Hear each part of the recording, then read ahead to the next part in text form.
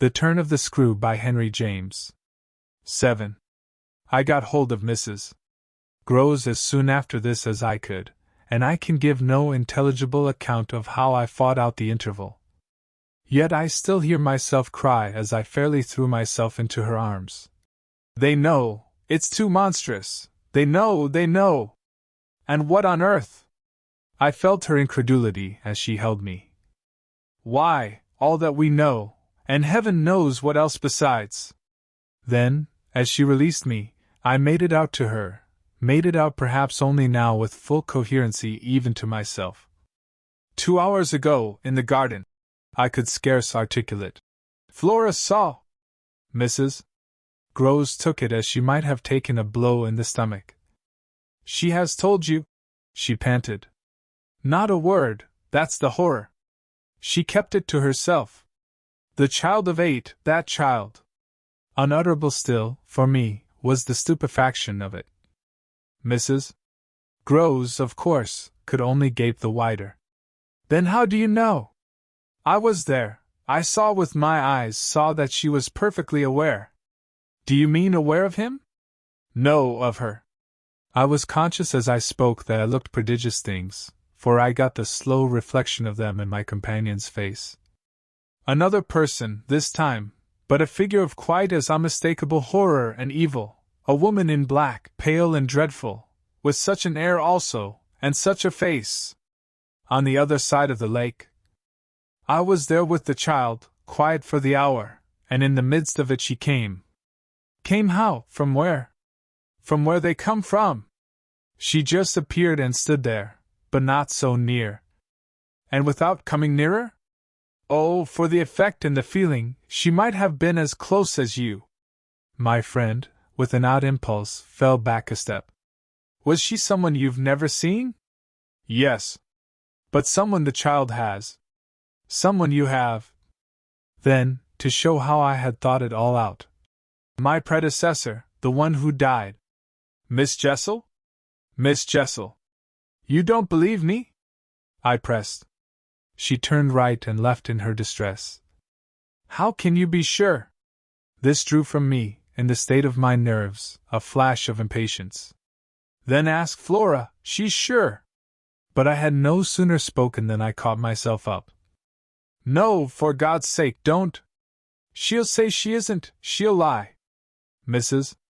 Groves was not too bewildered instinctively to protest. Ah, how can you? Because I'm clear. Flora doesn't want me to know. It's only then to spare you. No, there are depths. The more I go over it, the more I see in it, and the more I see in it, the more I fear. I don't know what I don't see, what I don't fear. Mrs. Groves tried to keep up with me. You mean you're afraid of seeing her again? Oh, no, that's nothing, now. Then I explained. It's of not seeing her. But my companion only looked wan. I don't understand you. Why, it's that the child may keep it up, and that the child assuredly will, without my knowing it. At the image of this possibility, Mrs. Groves for a moment collapsed, yet presently to pull herself together again, as if from the positive force of the sense of what, should we yield an inch, there would really be to give way to. Dear, we must keep our heads. And after all, if she doesn't mind it. She even tried a grim joke. Perhaps she likes it.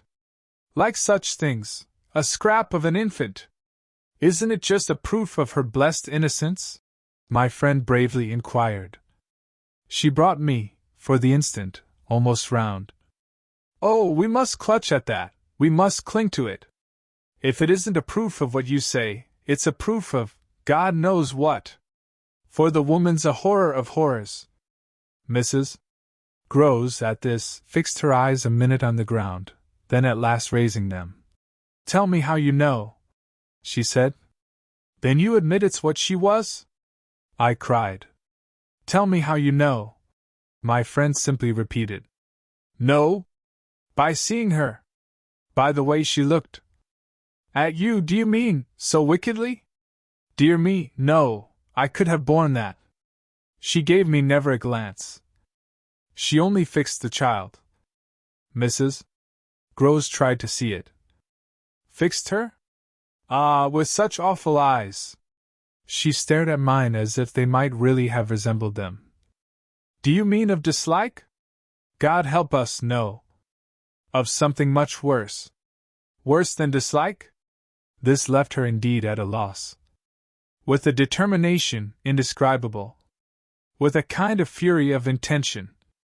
I made her turn pale. Intention? To get hold of her. Mrs. Groves, her eyes just lingering on mine, gave a shudder and walked to the window, and while she stood there looking out I completed my statement. That's what Flora knows. After a little she turned round. The person was in black, you say? In mourning, rather poor, almost shabby. But yes, with extraordinary beauty. I now recognized to what I had at last, stroke by stroke, brought the victim of my confidence, for she quite visibly weighed this. Oh, handsome, very, very, I insisted. Wonderfully handsome. But infamous. She slowly came back to me. Miss Jessel was infamous. She once more took my hand in both her own, holding it as tight as if to fortify me against the increase of alarm I might draw from this disclosure. They were both famous, she finally said. So, for a little, we faced it once more together, and I found absolutely a degree of help in seeing it now so straight. I appreciate, I said, the great decency of your not having hitherto spoken, but the time has certainly come to give me the whole thing. She appeared to assent to this, but still only in silence, seeing which I went on. I must have it now. Of what did she die? Come, there was something between them. There was everything. In spite of the difference? Oh, of their rank, their condition. She brought it woefully out. She was a lady. I turned it over, I again saw. Yes, she was a lady. And he so dreadfully below, said Mrs. Groves. I felt that I doubtless needn't press too hard, in such company, on the place of a servant in the scale, but there was nothing to prevent an acceptance of my companion's own measure of my predecessor's abasement. There was a way to deal with that, and I dealt, the more readily for my full vision, on the evidence of our employer's late clever, good-looking own man, impudent, assured, spoiled, depraved. The fellow was a hound. Mrs. Groves considered as if it were perhaps a little a case for a sense of shades. I've never seen one like him. He did what he wished. With her? With them all. It was as if now in my friend's own eyes Miss Jessel had again appeared. I seemed at any rate, for an instant, to see their evocation of her as distinctly as I had seen her by the pond, and I brought out with decision. It must have been also what she wished. Mrs. Groves's face signified that it had been indeed, but she said at the same time, poor woman, she paid for it. Then you do know what she died of? I asked. No, I know nothing. I wanted not to know. I was glad enough I didn't, and I thanked heaven she was well out of this. Yet you had, then, your idea of her real reason for leaving? Oh, yes, as to that. She couldn't have stayed. Fancy it here, for a governess. And afterward I imagined, and I still imagine. And what I imagine is dreadful. Not so dreadful as what I do, I replied, on which I must have shown her, as I was indeed but too conscious, a front of miserable defeat. It brought out again all her compassion for me, and at the renewed touch of her kindness my power to resist broke down. I burst, as I had, the other time, made her burst, into tears. She took me to her motherly breast, and my lamentation overflowed. I don't do it, I sobbed in despair. I don't save or shield them. It's far worse than I dreamed, they're lost.